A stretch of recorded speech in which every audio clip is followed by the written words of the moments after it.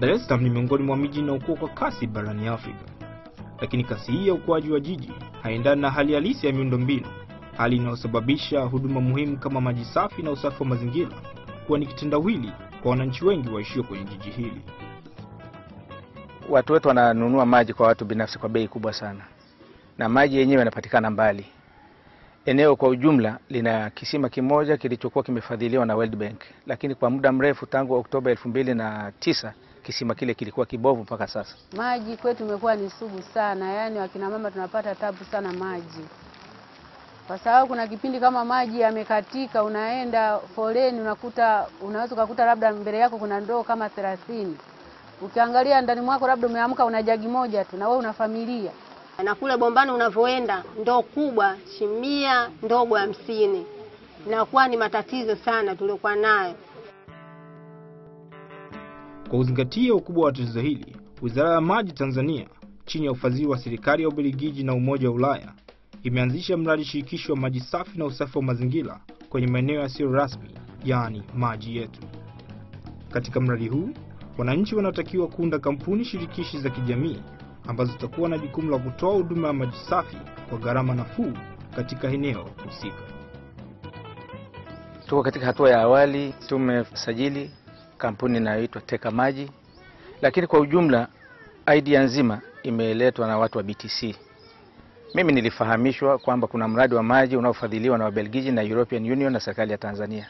Kwa hiyo nikaambiwa niwaandae watu wangu ili kama watakuwa tayari kupokea mradi, basi wafadhili watakuwa tayari kutuletea huo mradi. Kwa hiyo tukaanza kuhamasisha watu. Wananchi walikuwa na wasiwasi kwa sababu miradi ya maji ya huko nyuma wakati mwingine watu walitambulishwa kwenye mradi. Baada ya kuwa introduced wanaanza kuchangishwa fedha, hatima yake mradi hauanzi na fedha zinakuwa zimepotea. Kwa hiyo tulipoanza hiki kama kitu kipya, waliona ni yale yale yanajirudia. Tulikuwa na mawazo mengi sana kwamba huu mradi inawezekana ni mradi ambao unaanzishwa kwa ajili ya watu binafsi. Tukilinganisha na miradi iliyopita. Miradi iliyopita ilikuwa na mambo mabaya sana kwa sababu tulichangishwa, pesa hazionekani na kulikuwa hakuna uwazi. Kwa hiyo hatukuwa na imani tena. Na mimi mwenyewe binafsi nianza kugombana na mjumbe.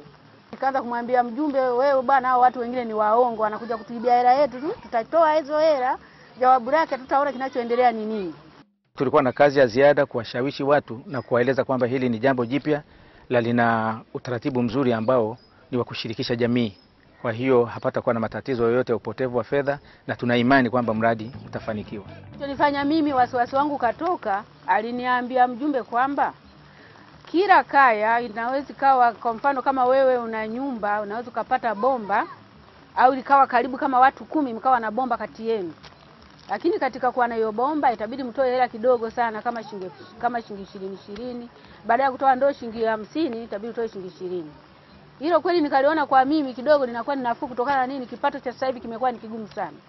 Mradi huu ni mradi shirikishi, kwamba viongozi watakao ongoza katika mradi huu sisi wenyewe ndio tutawachagua. Hiyo ndio kitu ilinipa imani mimi kwa siku hii. Pia wakuu wa mradi huu wametuwezesha sisi kuweza kufahamu, kuwa na ufahamu wa internet, yani kupewa mafunzo. Na mafunzo hayo kubwa sana ilikuwa ni kwamba tunaweza tukaingia kwenye website tukaangalia mapato na matumizi. Baada ya wananchi kuhamasika, waliunda kamati ya maji ambayo tulikuwa tunaita kamati ya maji yetu ya mtaa. Kamati ile ipo na ndio inayofuatilia michango mbalimbali kutoka kwa wadau wa maji au wananchi kwa jumla. Na tumekwenda vizuri. Watu wamehamasika, wamechanga fedha. Pesa hizo zinakuwa kama fedha ambazo zitakuwa ni bima ya mradi. Yani mradi unapoanza, fedha zile ndio zitatumika katika kuanzishia, na hatima yake kama patajitokeza tatizo baada ya mradi kuanza, zile fedha ziweze kutumika kufanya maintenance ndogo ndogo. Naamini kwamba kampuni yetu ikianza kufanya kazi na uzalishaji ukaanza rasmi, tunaamini kwamba mapato ya kampuni yatakuwa si chini ya shilingi milioni 50 kwa mwezi.